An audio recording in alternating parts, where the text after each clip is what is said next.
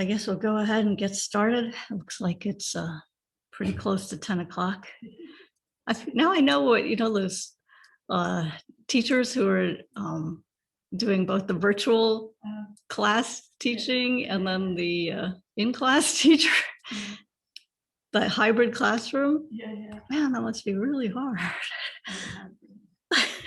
Especially with the little ones. I can't even imagine doing that. Wow. So anyway, welcome to Dona Kumpanling, both to all of you who are here in person. We see a few more people trickling in, and anybody who is online, in the comfort of their own home. So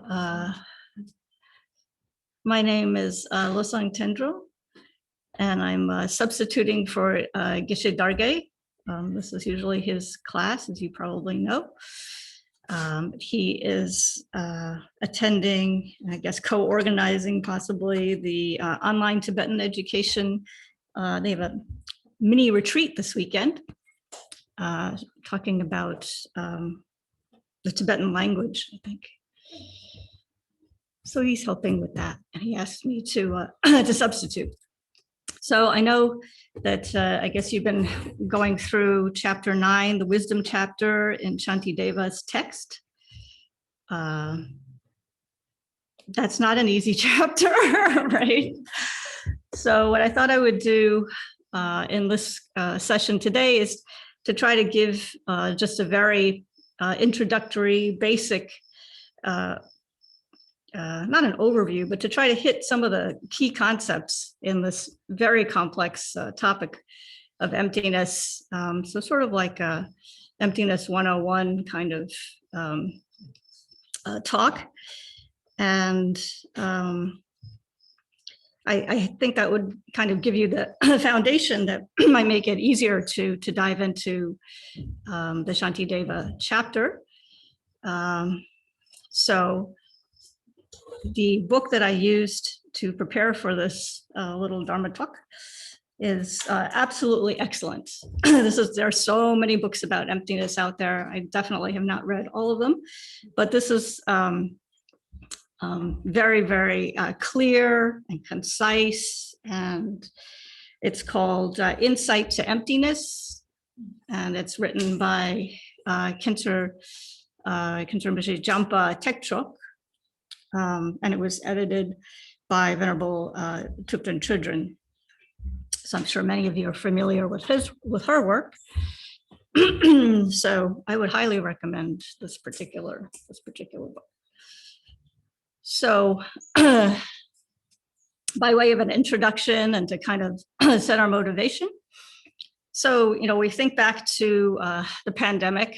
I know everybody wants to put the pandemic behind us, but it really does, I think, serve as a good motivator for what we're doing with our minds. So the pandemic has really challenged our sense of who we are and how things exist in the world, right? It's shaken up the sense of stability that we want to believe in. It's thrown our tried and true ordinariness kind of out the window. The virus has been and continues to be like a stealth attacker, right? It's invisible, it's rapidly evolving. It turns strangers into suspicious evildoers, right? Even friends turn into enemies. No one can tell who has the virus. And so we're all stuck wearing masks. And yes, I do have a mask in here somewhere. I have lots of masks. I've got my mask. So the virus has highlighted the differences in how we see each other, how we see ourselves, how we relate to the world. Have we come together in the face of a communal threat? As many world leaders, spiritual figures, His Holiness the Dalai Lama said early on? Or has this threat exacerbated differences and just widened the gap between communities based on age, income, gender, race, political parties, nationality? So for over a year, our lives have been dramatically upended, seemingly out of the blue. Normalcy and routine just disappeared overnight. The to-do list, our daily schedules, which we had crafted and perfected, down to the minute, like dropping the kids off to meet the school bus just when it arrives. All of that just went out the window. And our expectations of how life should be based on our good performance, things that we deserve due to our good behavior, all of our hard work, right? High school graduation, proms and ceremonies, sporting events, vacations, even family life, couples, marriage, partners, the golden years spent with a treasured spouse. All of that had to be given up. So each and every one of us has been directly or indirectly affected by unemployment, social isolation, the wildfires of hatred towards Blacks and Asians and everyone in between, the fear of contagion and death. So how do we explain the origins of COVID-19, right? Some might say, oh, they'll shake their fists and say it's made in China, right?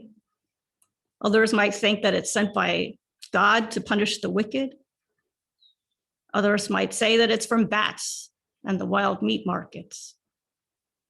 What about from a Buddhist perspective? How do we explain COVID? It's the ripening of our collective karma, right?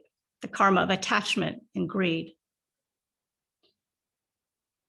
So the past year has given us the time and opportunity to take a step back, to pause and really question who we are, how we cherish ourselves, how we hold on to ourselves, how we crave a sense of safety and permanence, how we construct reality today, and perhaps even more importantly, how we shape our future, how we shape our tomorrow. So I would argue that the Buddha's teachings on emptiness can help us answer these questions from a unique perspective. Emptiness is not just some abstract scholarly topic, but it's of direct relevance to our daily lives. It requires a great deal of effort to develop what starts out as a clear conceptual understanding, and later, after perhaps many lifetimes of meditation and analysis, we will develop a direct realization of emptiness. But we shouldn't think of that, and allow that to become a source of laziness or discouragement. But because even if we're just willing to consider that the world around us is a mistaken appearance, that we and the phenomena that we interact with do not exist the way they appear, so solid and independent of causes and conditions, our lives can start to change just by asking these questions. We open the door to a new way of being, and we enter the path to freedom. So in this short talk, as I said, I just want to try to clarify some of the core concepts regarding emptiness, especially some of the terminology that can be confusing because there are many synonyms, and sometimes it's very important to understand the context. So what's, true, you talk about true or real, false and unreal, right? You have to know from whose perspective, that kind of stuff. I'm not going into the detail about the reasons, underlying emptiness. I'm not going to go into the tenets of the different schools, which Shanti David, delves into. But what I really want to do is give you an overview of the core concepts, and then to use some of the similes as a way of explaining these concepts in greater depth. I think the similes are very useful, because if you can't remember the argument, the rationale, then maybe, you know, just bringing to mind the simile will be a way of recollecting the points. Okay, so in a nutshell, simply put, the concept of emptiness is the lack of inherent existence. So something that exists inherently is something that exists independent of causes and conditions. That's like the simplest way of putting it, right? So when you think of our ordinary perception of ourselves and of the things around us, like ceiling fans and beautiful tankas and lights, etc., all of that from a conventional sense is mistaken, right? And here mistaken means untrue. So in a sense that, you know, at first glance, the way we interact with things is as though they are solid, right? They're just out there, independent of our minds, not subject to ever-changing causes and conditions. So whether, like I said, whether something is true or false depends on the context of the perspective. So essentially, when we talk about, you know, perspectives, what are the perspectives? So there are really three perspectives that we need to clearly identify. So like I said, the first is ordinary beings, conventional minds, right? We're all ordinary beings. The second category, the second perspective would be that of an Arya being, right? A very highly realized Arya being, somebody who is in meditative equipoise on emptiness, right? So that's a particular type of mind. It's a mind held by an Arya being who studied a lot, meditated a lot, right? And they're focused on emptiness, in particular, that particular topic, right? Emptiness, just emptiness. Then the third perspective would be the Buddha's mind, right? Buddha's mind. So let's go through each of these. So when you hear the term truth, right? We talk about, you know, the Four Noble, well, the two truths, right? Or conventional truth, ultimate truth, right? So the word truth means an object of mind, right? There's no like judicial sense, like, oh, it's true, right? It just means an object of mind. So when we say conventional truth, that means an object of mind for an ordinary person. It's a conventional object of mind, okay? So our conventional mind is one that is contaminated by ignorance, right? We've heard that before, contaminated by ignorance. So ignorance of what?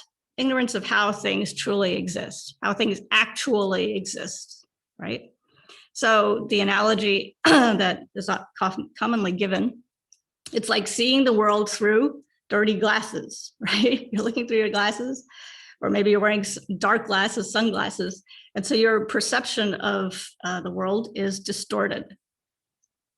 So we don't realize that things don't exist the way they appear to exist, right? This is referred to as, we use the term true grasping ignorance. So you're grasping to a mistaken way of how things actually exist, right? So what are examples of conventional objects of mind, conventional truths? For a conventional mind, it's, like I said, it's everything. So it's rainbows, it's the candles. It could also be not immaterial things such as love, such as compassion. So all dependent arisings, right? These are all conventional objects of mind, conventional truths.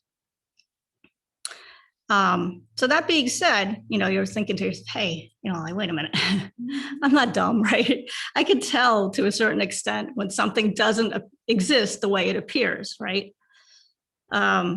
So that would be, you know, something that's untrue, right? So if you're out there in the Midwest and you see a scarecrow, right? This is a common example. You see that scarecrow, like, oh, the scarecrow looks like a person, right? But you know the scarecrow is not the person, right? The scarecrow is not.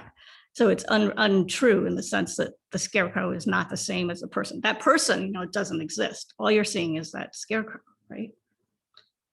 Or to give probably a better example, if you look at your face in the mirror, that reflection in the mirror, right? I'm sure Gisela has given that example, right? A reflection of a face in the mirror is just a reflection. It's not the face itself, right?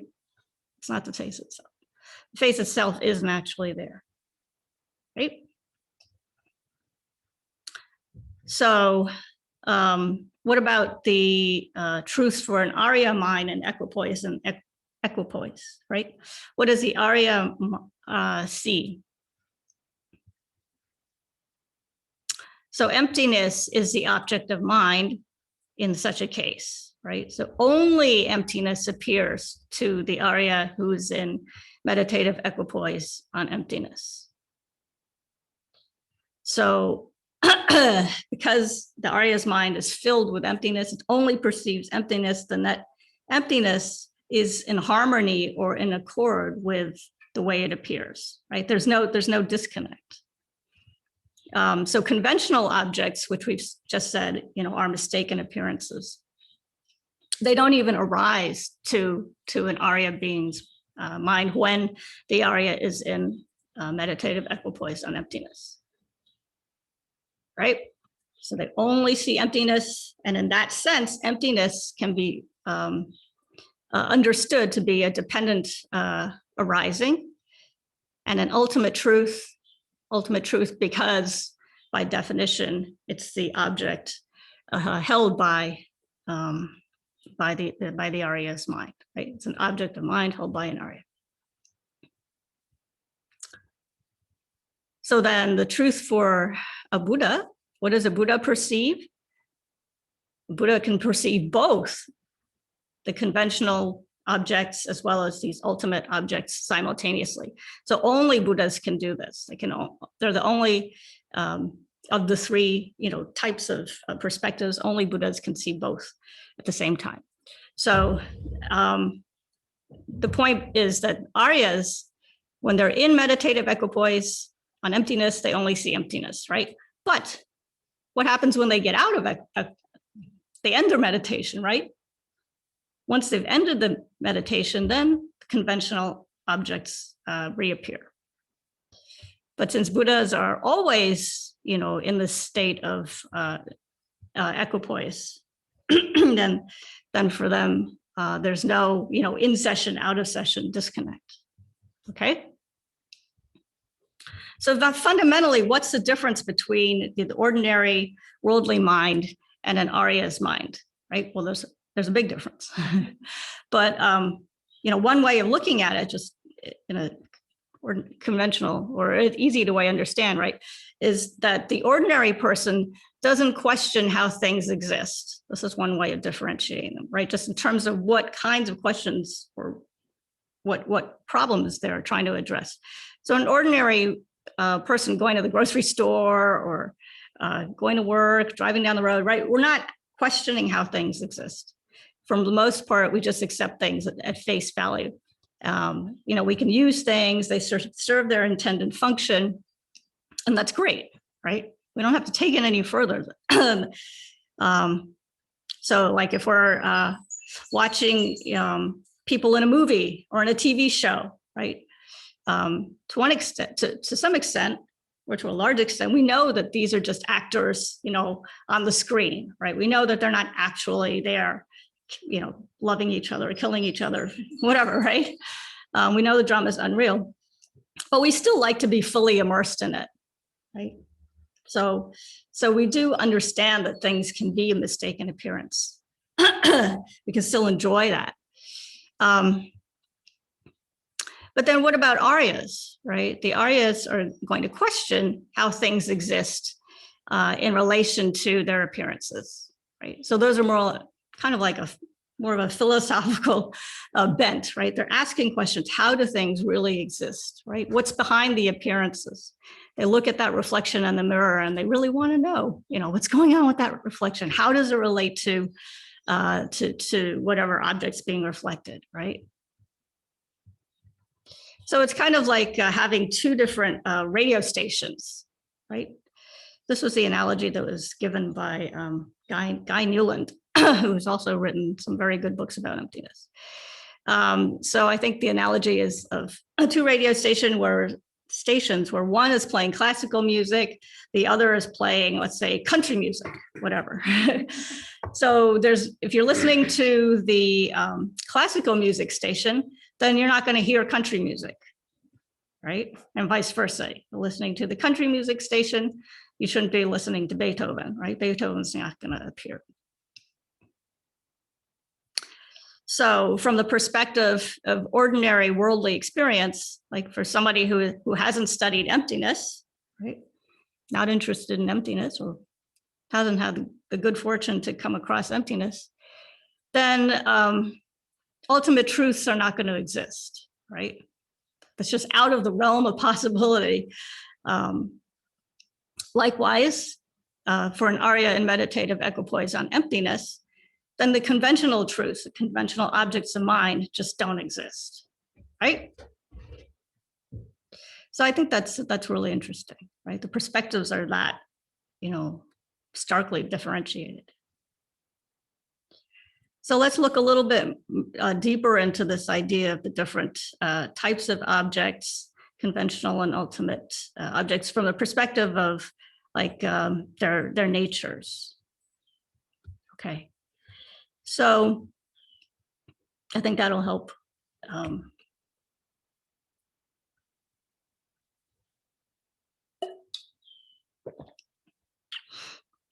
So persons and phenomena have two natures, right? So there's a conventional nature, and then there's an ultimate nature. So the conventional nature is one that the conventional nature is the way in which things exist as two bases, as being merely labeled by the mind, and secondly, existing dependently on causes and conditions. Okay, so conventional objects, or the conventional nature of an object, right? So it's everything, tables, chairs, books, elephants.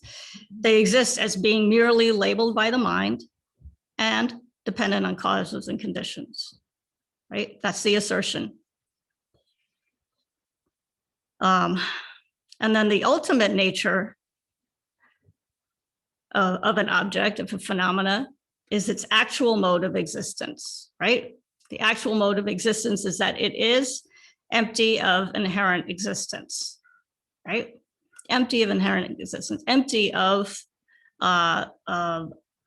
existing in a way that's independent of causes and conditions, right? So it's every object has its own emptiness, right? Its own emptiness being its emptiness of inherent existence. So to give an example, right? So a table is a conventional object, right? Trusty, dependable table. Its conventional nature is just what we see, the dependently arising table based on its parts, right? You've got 4 legs and a top, but good, that's a table, right? By definition, you look it up in the dictionary. Oh, table, 4 legs and a top, that's your table. Right, so it's got the conventional nature, 4 legs and a top. It's my dependently arising table, labeled by the mind, bingo, right? At the same time, the ultimate nature is the lack of inherent existence of the table, okay? The table does not exist just without the parts, without the mind. It's and I'll go into that a little bit more in a minute when we talk about dependent arising. But anyway, so to emptiness, just to go into that a little deeper, right? So emptiness is always dependent on something, right? It's a noun, it's a verb, okay? There's no independent emptiness out there, like divorced from everything else. It's not like some big, sometimes we think that, just relax, dissolve into emptiness, like it's, being one with the universe and being absorbed by the stars and infinite galaxies, like spacing out, right? That's not quite true. So there's the emptiness of, like in the act of giving, right? We've heard this before, right? The emptiness of the giver, right? Or the emptiness of the agent, the actor, the emptiness of the action of giving, right? The emptiness of the recipient who's receiving the flower that I'm offering, right? So all of those are empty of what? Inherent existence, right? They're all, that whole process, the whole action is dependent on mind, labeling, and parts, relations, all that good stuff, right? So it's not, emptiness is not nothingness. That's really important. It's emptiness is the lack of inherent existence of abiding characteristics, okay? So everything, every object has its own emptiness. Okay, there's the emptiness of inherent existence of the chair, the emptiness of, you know, you just, as you go about your day, just keep doing that little analysis, empty of inherent existence of the self, right? Of the dog that's biting me, empty, whatever it is, right? The cat that's kissing me, all right? A cup, a flower, each of the five. Okay, so when you think of yourself, right? The self is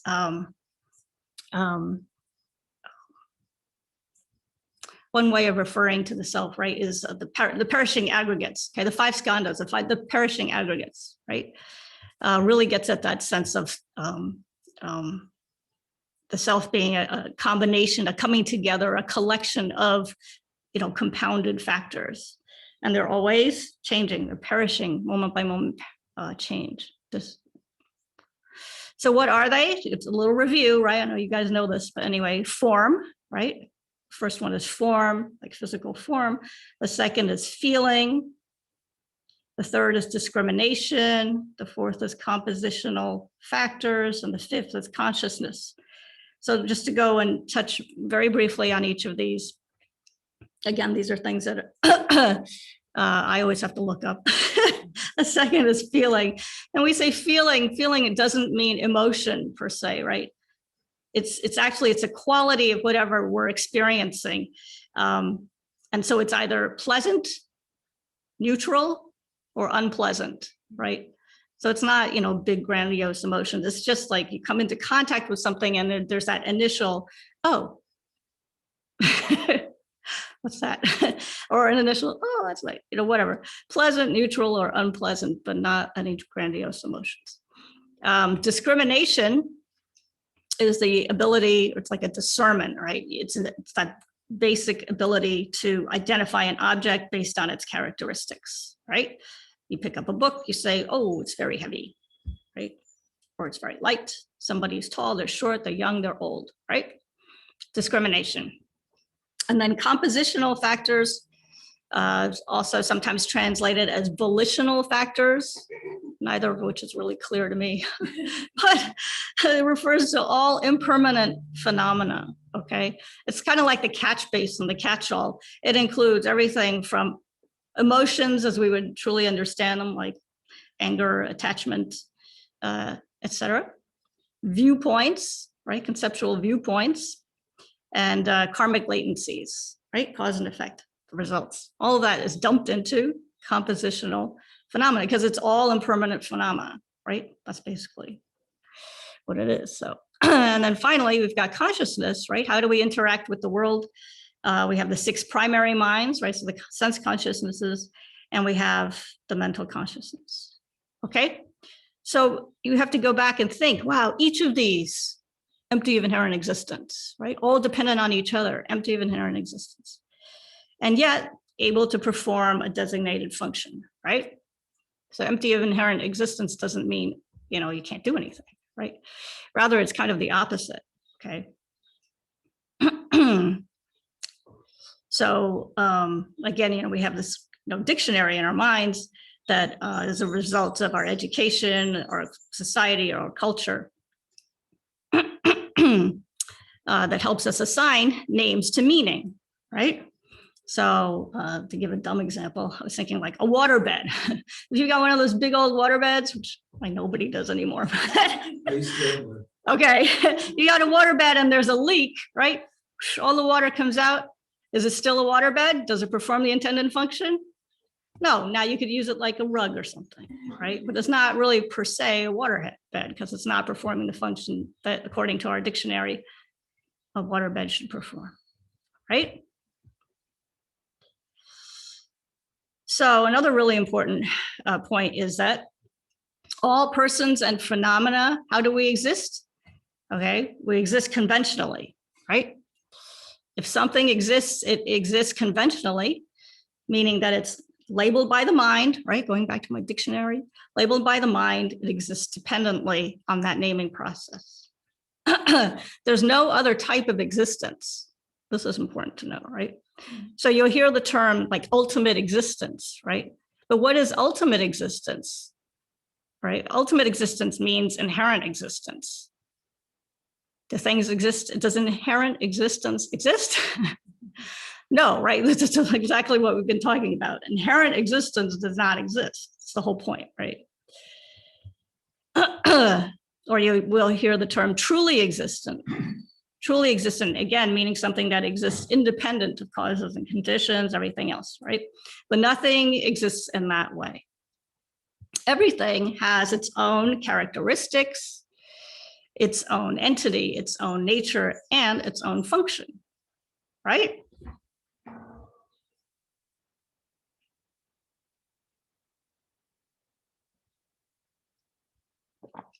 Okay. So for something to exist, it has to exist conventionally. And that means that everything has its own characteristics, its own entity, its own nature, and its own function, right? So to take this a little further,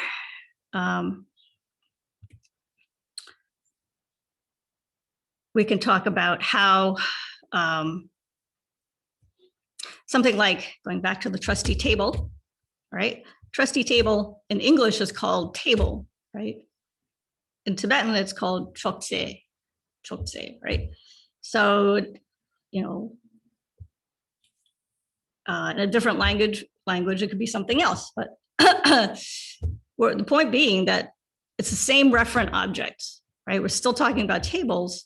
So the only difference is it's a nominal difference, like a difference in name only, right? But still trustee table, doesn't matter what you call it.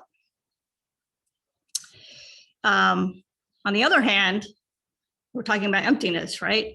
There's table, and then there's the emptiness of the table, right? We've got the conventional table, and then from the perspective of, hey, how does that table actually exist, right? When you have that mindset, you're going to start asking questions like, hey, you know, why is there a table? What is that table? How does the table exist, right? All of that is emptiness of the table, right?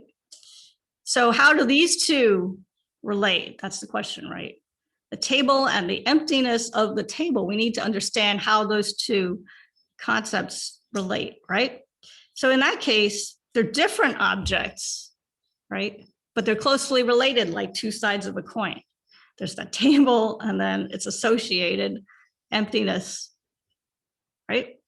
So it's not like table and chokse, two different words referring to the same thing. It's two closely related but different objects, referent objects. So examples.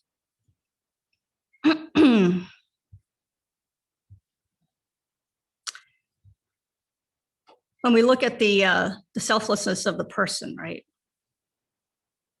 So we're going to look at different ways to think of the person, using the person as the object.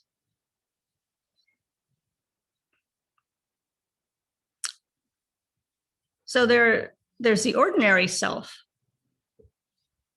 Oh, this is an important point.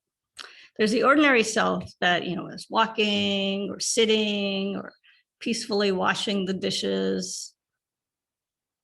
So this would be our conventionally existing, that's a valid sense of self, right? Just kind of going about your business.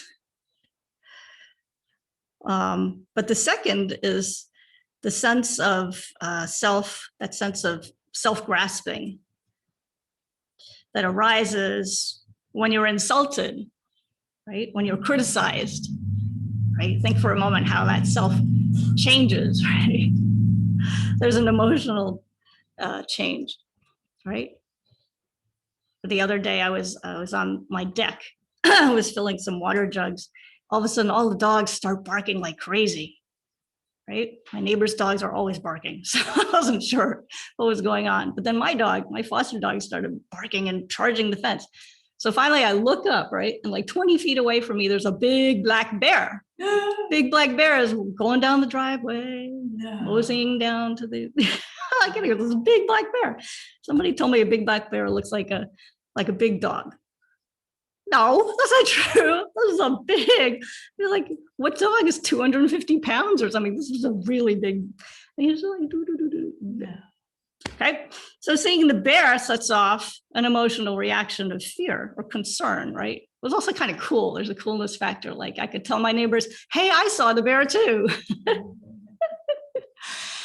And it could, set off a chain of events based on that reaction, right?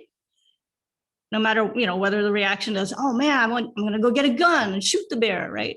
Or I'm going to go run over and try to pet the bear.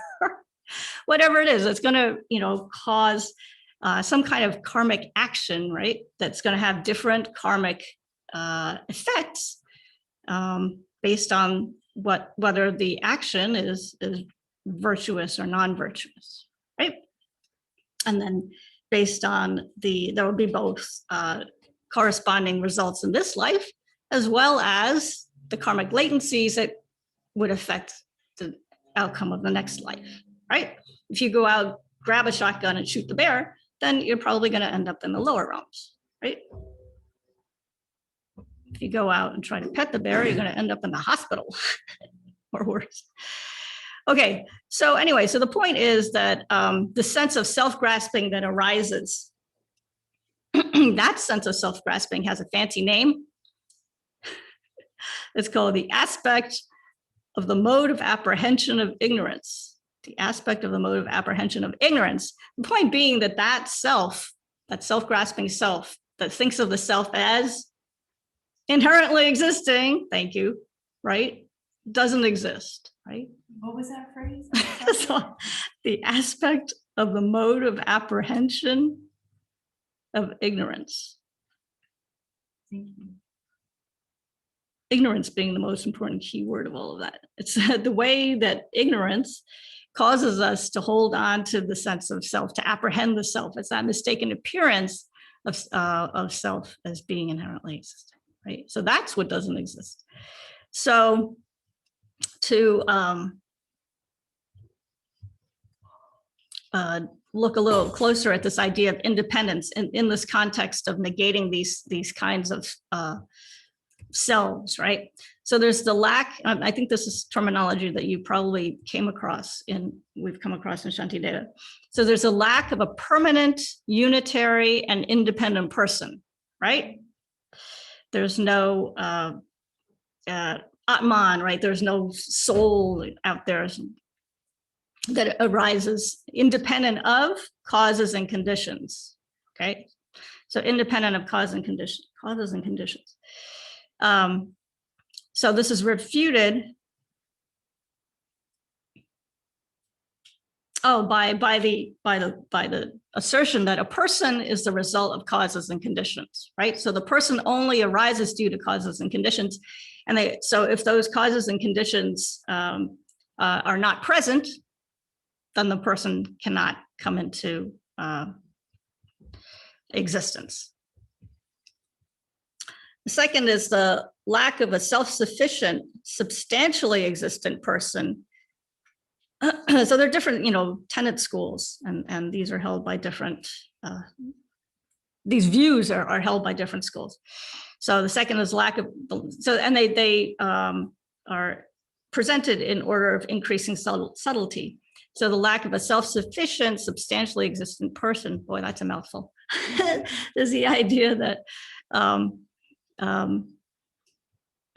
independence, that things can exist, or persons exist independent of their aggregates. Independent of aggregates. We just talked about the aggregates, right? Those 5 perishing aggregates. So the assertion is that the person is dependent both on causes and conditions, as seen in the first point, as well as the aggregates, which are the basis of designation, right? So if you don't have the aggregates, you can't have a self, you can't have a person. If you don't have, an egg and a sperm coming together, then that person's not going to come into existence. Then thirdly, there's the lack of an inherently existing person. So that would be a person who would be independent of all factors, right? The two causes and conditions, aggregates, as well as the most subtle being name and concept, right? Name and concept. Think of that dictionary example. So to follow up on that, so we're talking about different ways in which things arise.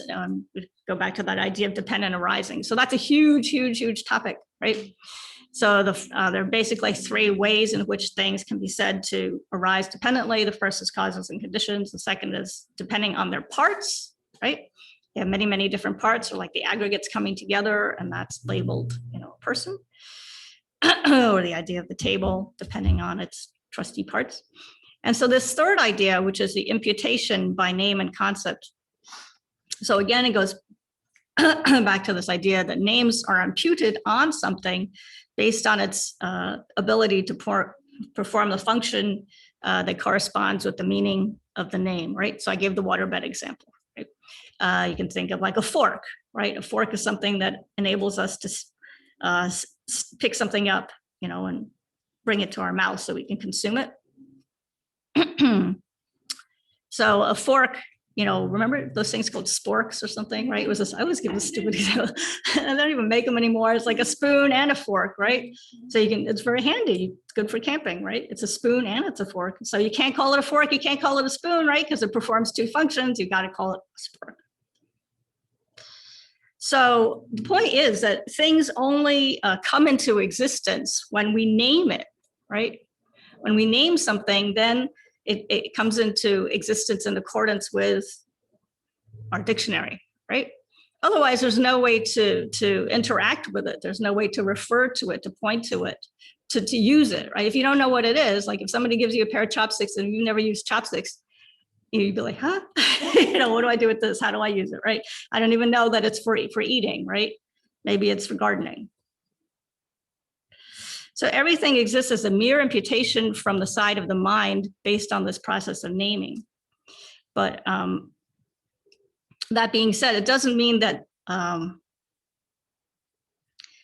point being that that everything, okay, let me back up here.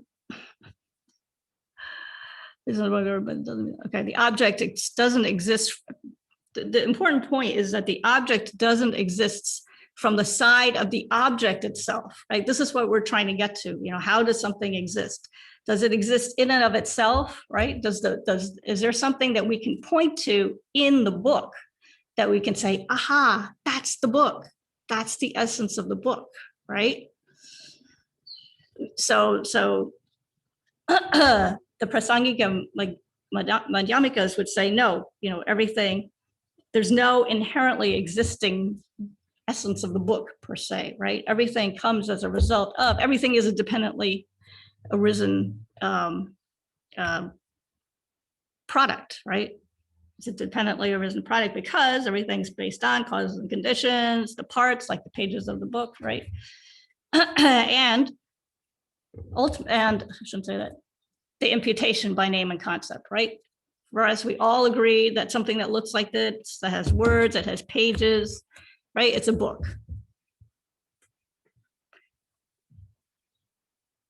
Maybe 100 years from now, we won't have books, right? We're already going that way. Books are all just digital. But okay, so it's all as a result of this interaction of many, many causes and conditions coming together like that. Okay, so what about these analogies? I think these analogies are great. And hang on one second, I might be able to actually find the beautiful verse that's you've heard these analogies before because they're often used, and I thought it'd be good to just go through some of them, maybe to explain the analogies. From the Diamond Cutter Sutra, a star, a visual aberration, a flame of a lamp, an illusion, a dewdrop, a water bubble, a dream, a flash of lightning, a cloud. See conditioned things as such. All right. So we might not make it through all of these, but we'll go through some of them. So the example of a star.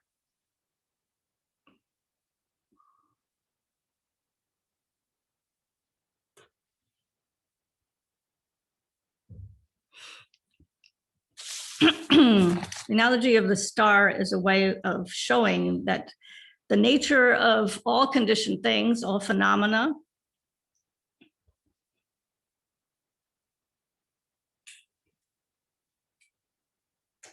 both their appearance and their way of existing, can be seen as empty of inherent existence.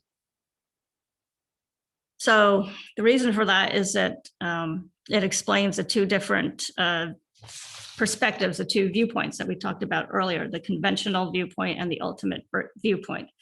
So for us as ordinary beings, we can only see stars at night, right? On the other hand, from the perspective of an Arya meditating on emptiness, they only see the stars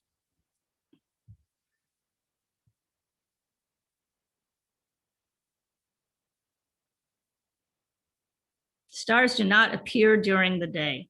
Does that make sense? Stars only appear at night as the object of the conventional mind.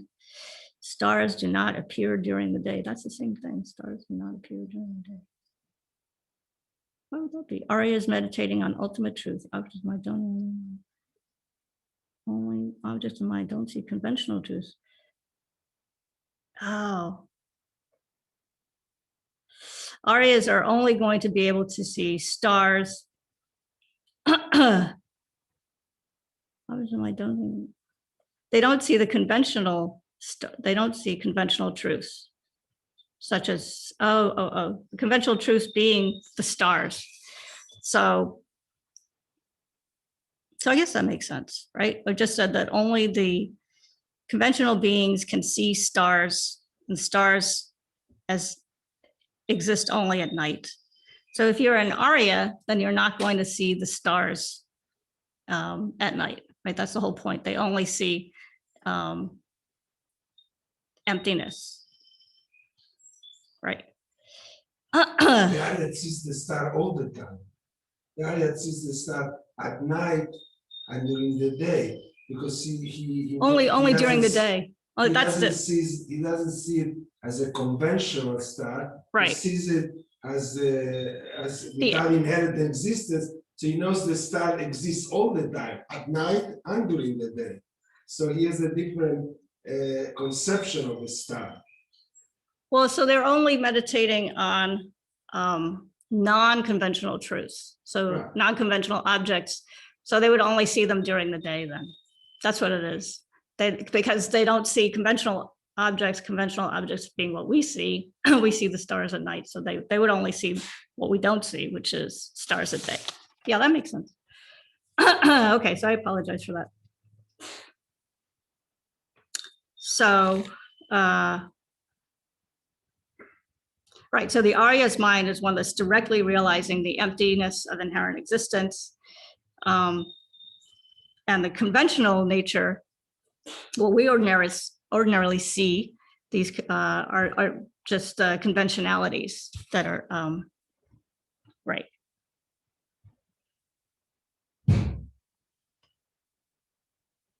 So Aryas are not seeing the dualistic appearances of subject and object. There's no appearance of true existence. There's no appearance of conventionalities, right? So that's what we've been talking about.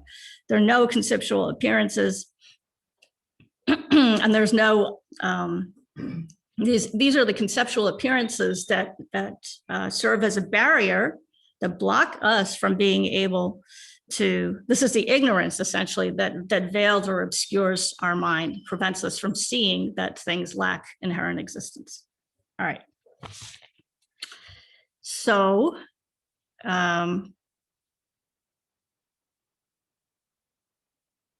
What about the sky, right? We talked about the stars being like conventional truths, conventional objects of mind.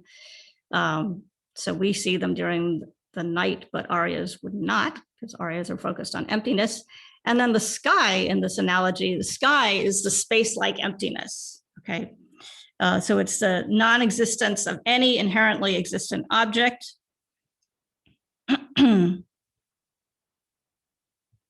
But it's not non-existence of anything at all, right? It's not the nihilist perspective, the nothing exists whatsoever, right? It's the non-existence of anything existing inherently. That's an important point. Okay.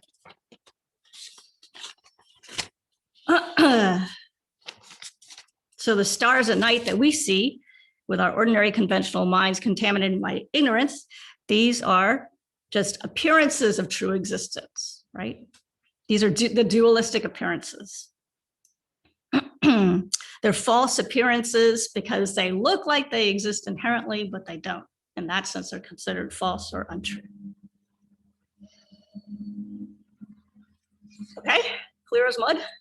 Oh, yeah, we got it. Next question. Uh-huh. I've been lucky enough to hear a lot of the Dharma classes over a little bit of time, and it's really changed the way I look at myself and look at my relations to the world and things, like attachments and aversions and impermanence. But if a person doesn't really understand this concept of emptiness, what is the downside of that, or what is the real benefit or merit of that comes with understanding this Right. concept? Yeah, and I think that's an excellent point, because to go down this line of inquiry, there has to be a benefit. Otherwise, it just sounds like a bunch of words. So I'm more worried about the risk of not understanding. Yeah.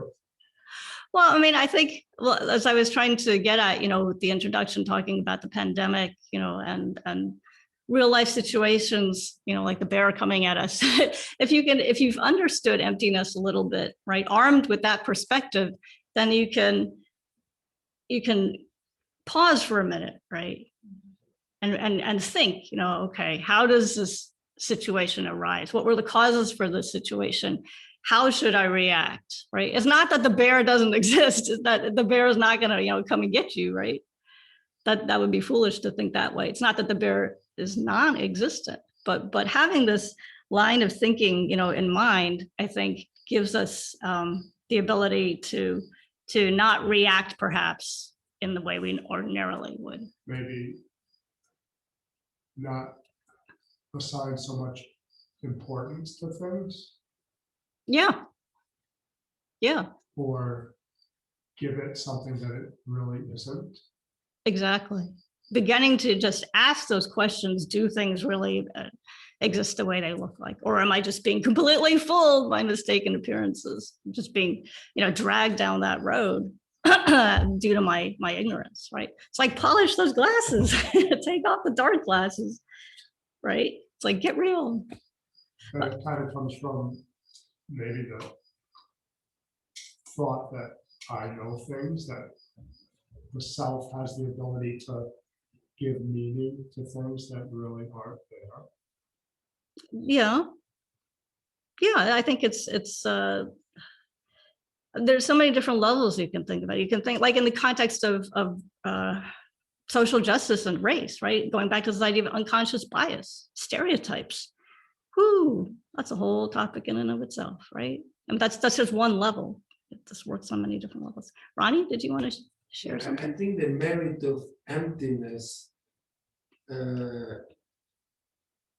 is that understanding that nothing has an inherent existence, right? And nothing is what it looks to be, okay? What we name and what we think, the conventional understanding of something. So what emptiness does, with understanding and meditating on emptiness does, is it connects humanity. In other words, when I look at you, beside understanding that you are not what I see, but you're a conglomerate of bones and blood and veins and all that, I can also understand that even though you might act angry at a certain moment, or you might act like do some bad action, I can understand that you have other aspects of yourself that are good aspects. And understanding emptiness helps me get rid of self-grasping. And if I understand that people are a conglomerate of all kinds of things, then it allows me to love people, to be compassionate towards people. It allows me to seek enlightenment, not for myself, but for the sake of all sentient beings. So understanding emptiness kind of tells you that everything is connected. Everything is connected, and not everything is what you think it is, not only from its form, but also from the 5 aggregates, from the feelings and emotions and consciousness and all that. So it gives you an ultimate understanding of reality. Based on dependent arising.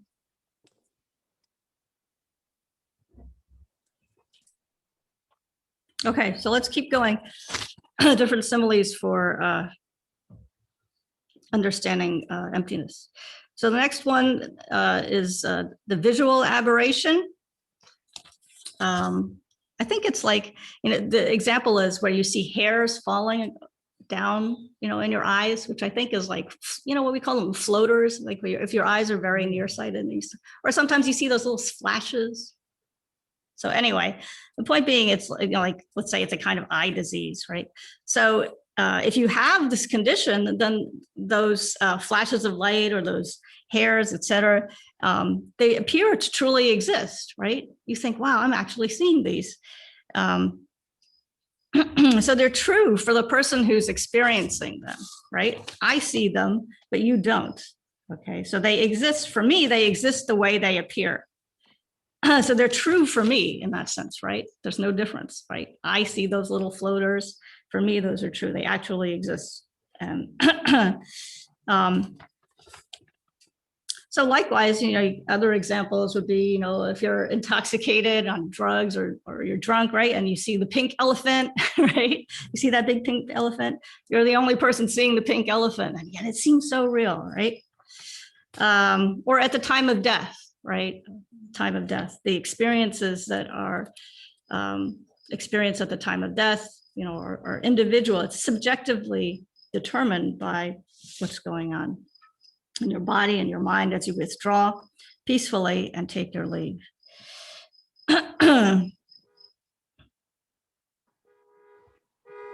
So the analogy is of the mind contaminated by ignorance, where objects appear truly existent for the contaminated consciousness, right? The contaminated consciousness itself, the object is true, it exists as it appears, right? So the analogy then is that, so that's the mind contaminated by ignorance, right? The mind that's seeing those hairs falling. On the other hand, if you have healthy eyes that are free of the eye disease, right? Then that's the Arya's uncontaminated mind, okay? So for the Arya's uncontaminated mind, this appearance of objects existing from their own side does not arise, So my analogy is it's sort of like kind of like a bad marriage when you have a husband and a wife and they're just seeing completely opposite things, right? What's a problem from one person is not a problem for the other person, or so what's true for, this conventional contaminated mind, meaning, an inherently existing pink elephant, is not true, does not exist for the Arya's wisdom realizing emptiness. Okay. So that's the analogy of the eye disease, or the hair is falling. And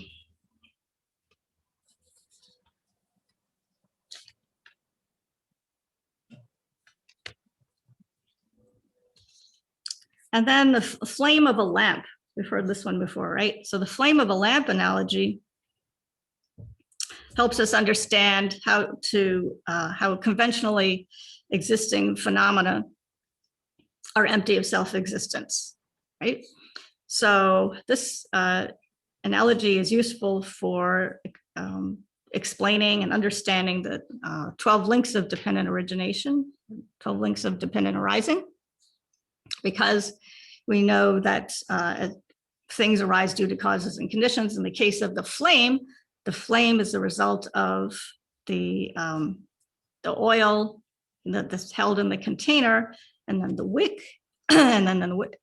If you don't have a match to set the fire to the wick so that the flame, burns, right?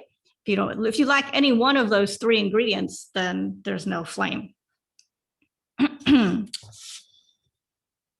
So, okay, in the interest of time, I'm not going to go through all of the 12 links, but I'll just list them. I know this is a review for most of you. So their ignorance meaning believing that phenomena exist the way they appear, and the subsequent grasping that is associated with that, then that gives rise to afflictive emotions. These afflictive emotions give rise to karma, right? So based on these first two, ignorance and karma,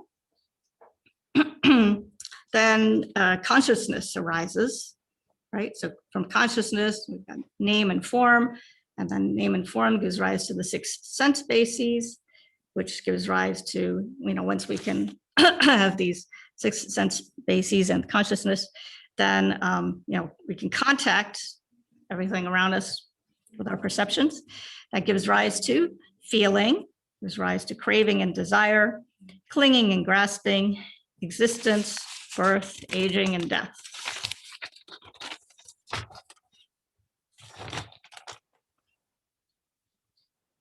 So the opposite, fortunately, the opposite is also true. So liberation comes from the wisdom, which is like a great sword that cuts through ignorance, right? It eliminates ignorance at the root and eliminates craving and clinging, right? And so then the whole 12 links, fall apart and vanish.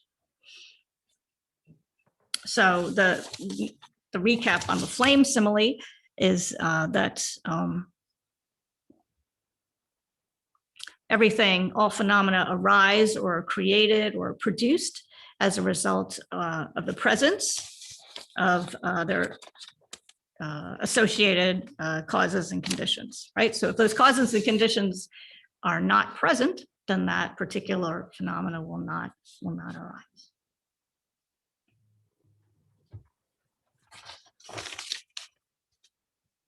Does that make sense? Lamp's a good one. Good to go back and study the 12 links in greater detail. That's a big, big topic. All right, so then the next one, they get easy. This one's the last really hard one. After that, they get easy, I think. Yeah. Last hard one. And we've heard this before, so it's not going to be hard, right? The magic show. Everyone's heard the magic show example, right? Maybe not. Okay, don't worry. The magic show, which has been updated for the 21st century to be the TV show or the Netflix movie, right? So the idea behind the magic show is that you've got this magician who, based on a collection of rocks, and I think it's rocks and sticks and magic pixie dust, is able to conjure up this beautiful, complex show, you know, with lions and tigers and bears and elephants and everything that you want, magical horses, all that, right? And so you can think, you know, not just of TV shows, Netflix, but of the spectacular magic shows that are available, these incredible spectacles. So we've got the magician. There's three different actors. This is why it's a little complicated, right? There's the magician who's responsible for creating the illusion, right? There's the audience who are there, the eager audience. Then there are the guy who shows up too late, right? You show up too late, misses the boat, right? So from their different perspectives, then they each experience this appearance, this illusion in a different way. So the magician knows that the show is not true, but can still see it, right? Because the magician is the one who created the show. So there's holding it at a distance, right? They're seeing this appearance, but they know it's not true. The audience, however, is completely duped, right? They see the appearance and they really think that it's true. They're really engaged in it, and they think that the magical elephants and illusions are really there, that they can touch them. Then the latecomer, when the show is over, right, doesn't see the illusion because the illusion's gone in that sense. And so they doesn't think that it's true because there's nothing there. It's just a pile of sticks and rocks, okay? So who do these correspond to? Who's the magician? Who's the magician? The magician is somebody who's not grasping at mistaken appearances. Who would that be? Is that us? No, it's the Aryas, right? It's the Aryas. They're in meditative equipoise on emptiness. They're not being duped by conventional appearances, right? And then the audience, of course, is ordinary beings because they were sucked into and believe in these mistaken appearances, thinking that they exist the way they appear. And then the latecomer would be, doesn't see the illusions, right? Doesn't think that the illusions are true. That's got to be, there's only one category left. The Buddhas, right? The Buddhas and the Aryas who, actually, yeah, the Buddhas and the Aryas who are absorbed in emptiness. They're not seeing conventional things, okay? I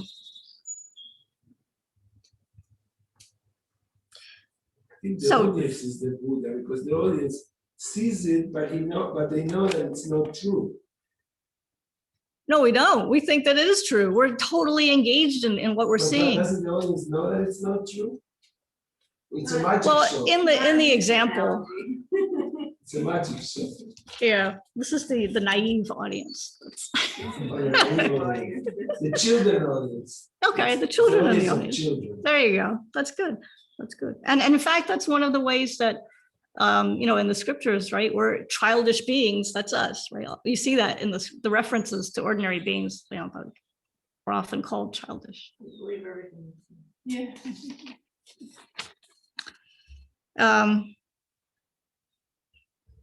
And so if we're, you know, children and we're watching this magic show, and we are totally engaged and believe in what we're seeing, then we act in a response to the feelings that arise, right? Like my example of the bear. So the upshot of this is that things don't exist the way they appear to. They don't, in the sense that they don't exist inherently. Everything that we're experiencing is kind of like the magic show. It's based on very complicated coming together, a network of causes and conditions, right?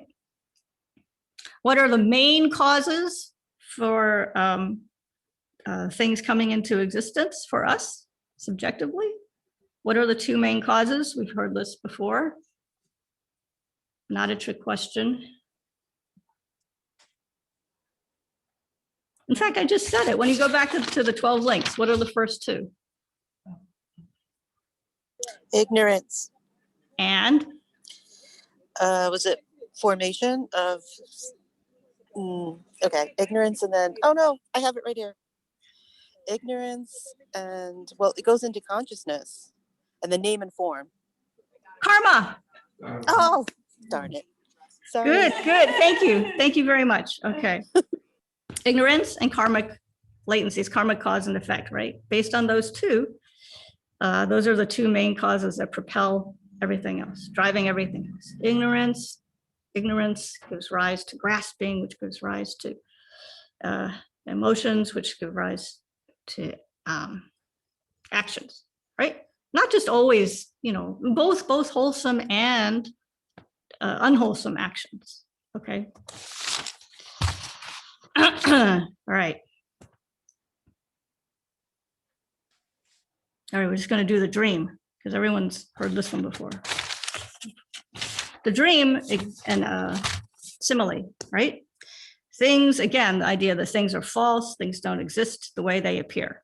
We've all had dreams, right? Some of us have very vivid dreams. Some of us sleep so deeply we don't have any dreams. But this example is of somebody who has an extremely vivid, powerful dream. So all of the dreams arise, when we are sleeping, right? So the condition for a dream to arise is the ability to fall asleep, right? If you can't fall asleep, you're not going to dream. And when the conditions for that sleep disappear, right? Like the alarm rings, right? Sleep is over. Then what happens to the dream?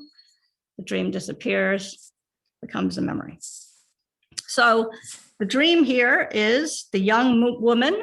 A young woman gives birth to a beautiful son, a beautiful daughter in the dream, right? So when the child is born, of course, the young woman experiences great joy, right? The young woman experiences tremendous joy and happiness at the birth of this young, beautiful child. And she's so happy, right? But then the young child dies, and so she experiences tremendous anguish and sorrow, right? Unimaginable. And then the young woman wakes up, right?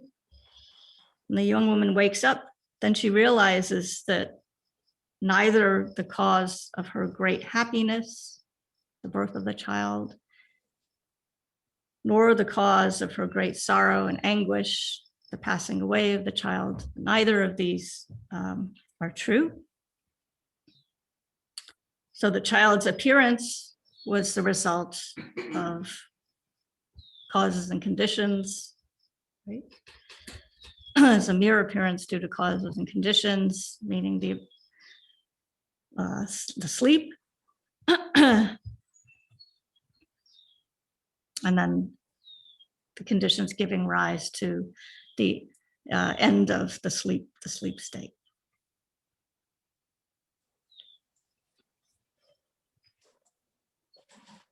So the simile here is to help us realize that all experiences or even our lives as a whole can be seen not to be a dream per se, but to have dreamlike qualities, to be like a dream, to be unreal to the extent that everything is dependent on causes and conditions and does not inherently exist.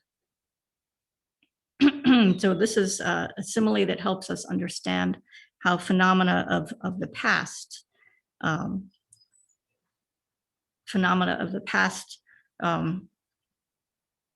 have arisen. Well, actually, that's not really.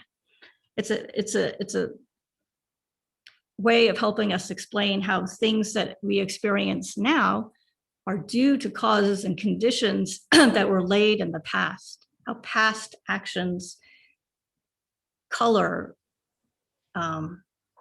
our present reality.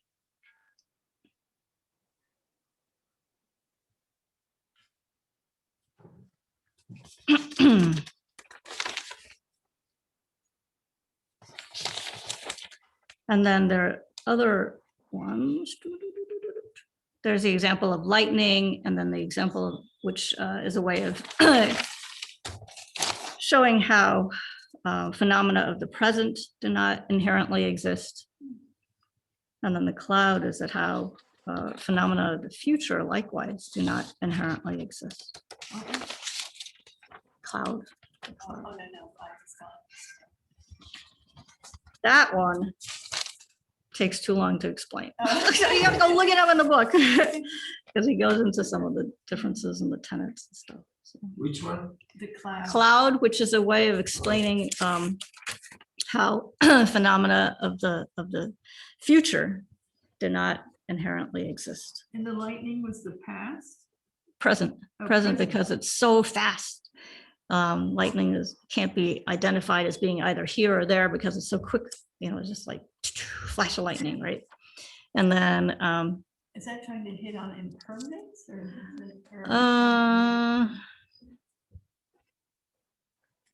I think it's the inability to identify something as inherently existing. So you start ripping things apart and you think, you know, is this the I? Is this the I? Where's the essence?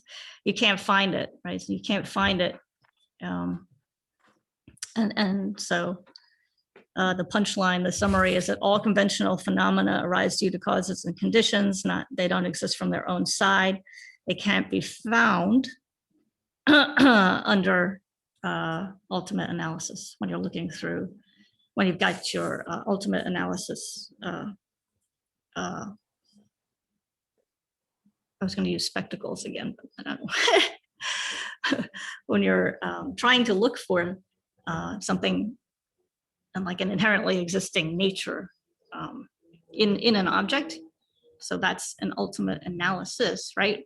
You're not going to be able to find it because nothing exists inherently, right? Okay. So let's see, it's 11:15.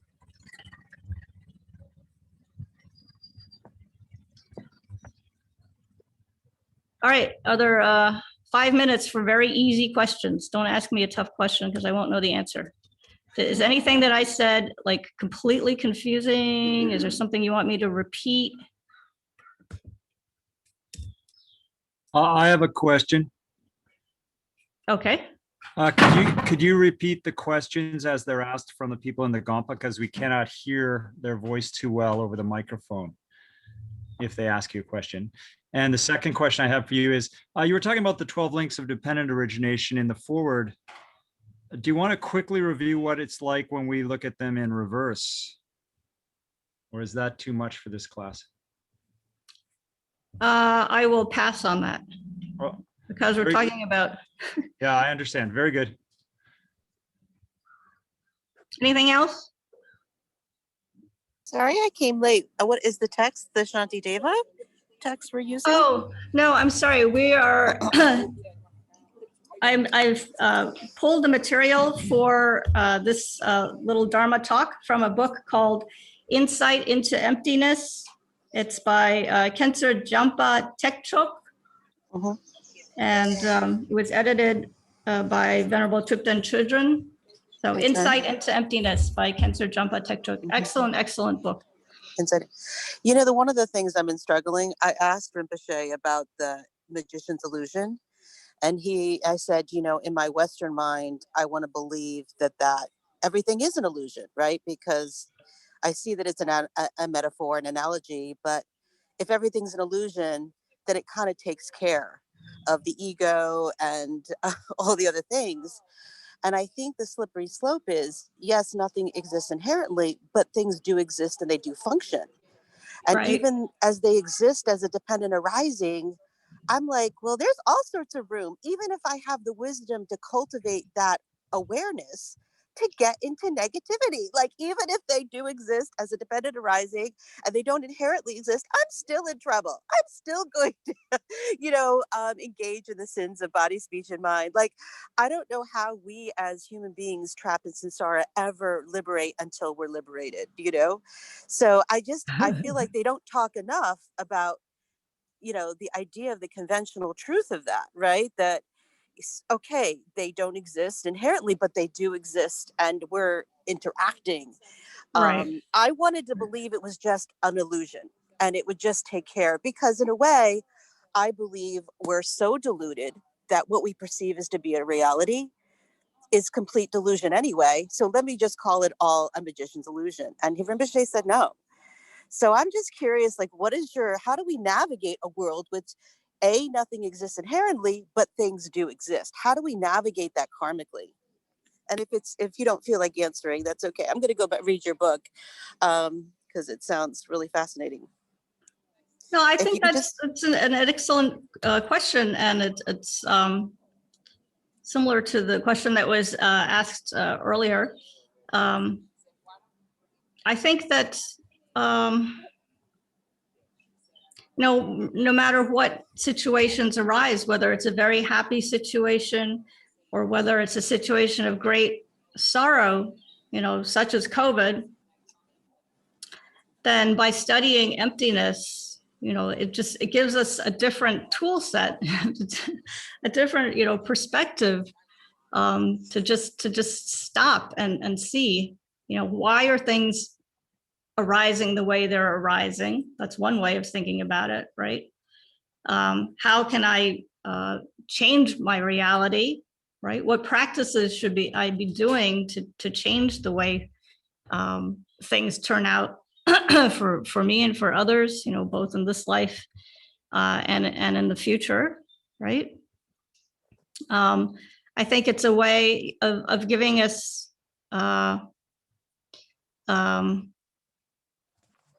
what we need to be able to turn away from the suffering that we are experiencing now and in the future, right? It's a way, like Khenpo Rinpoche is always telling us to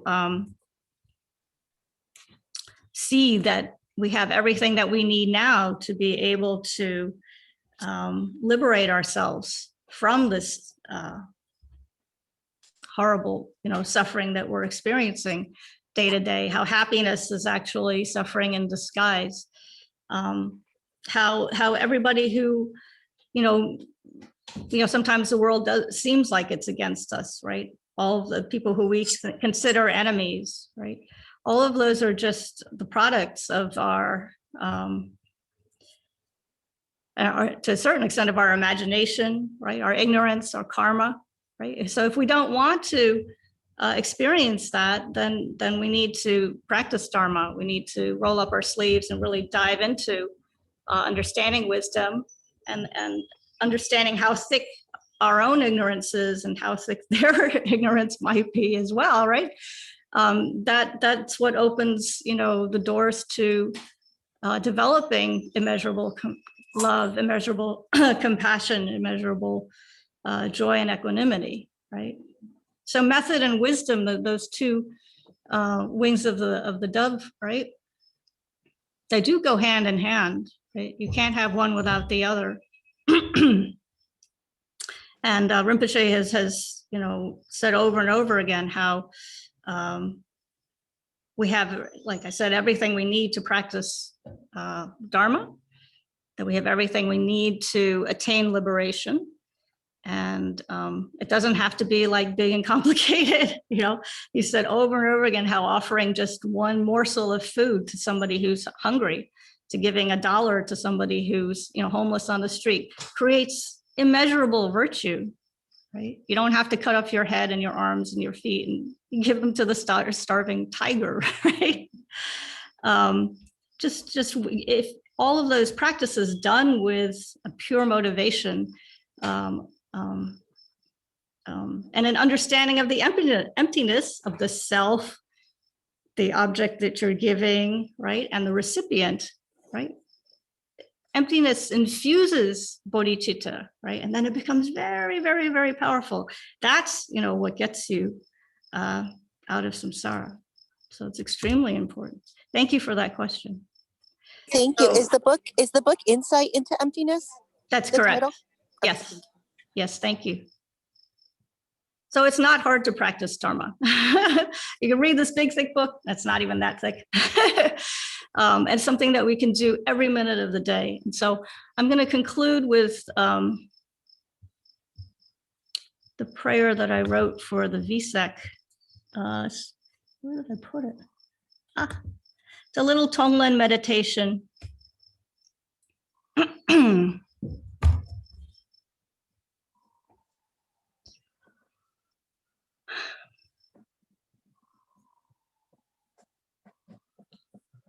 Breathing in, I'm alive. Breathing out, I'm free. I can breathe. I can breathe. Breathing in to you, my precious Guru, inseparable from Buddha, source of every goodness, infinitely joyful and all-knowing. To you, my protector and ultimate refuge, I pray. Help me perfect loving kindness. May I benefit my mothers, all sentient beings. Breathing out, I'm purified and oh so blessed. I can breathe. I can breathe. Breathing in, I feel my fear. Fear of separation from all that's so dear. Fear of old age, sickness and death. Fear of my inner demons' demands.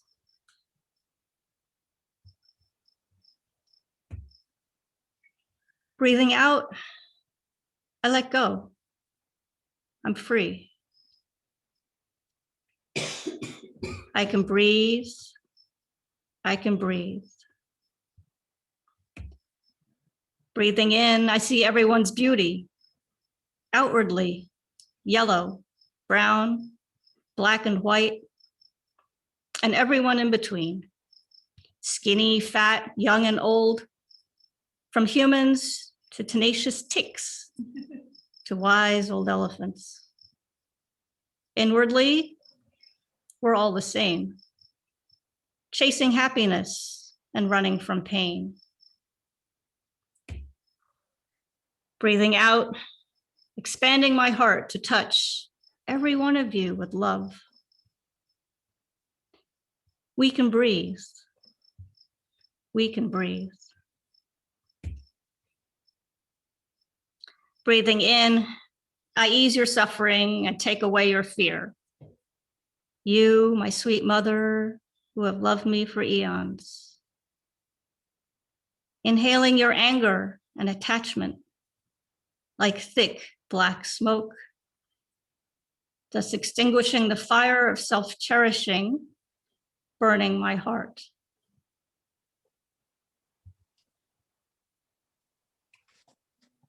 Breathing out, radiant light, blazing from my body in 10 directions, repaying your gentle kindness.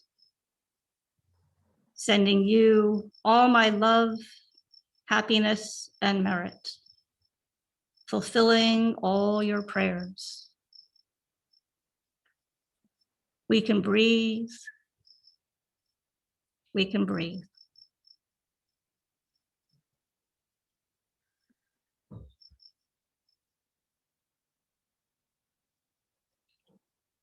Thank you very much.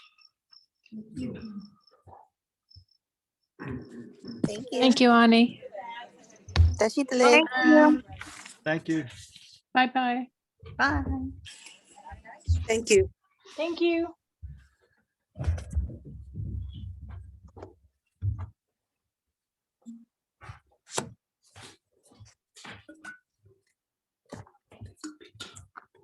Oh, yeah.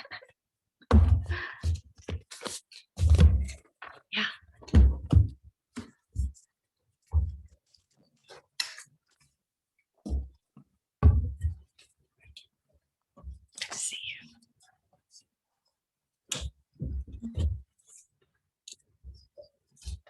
Thank you.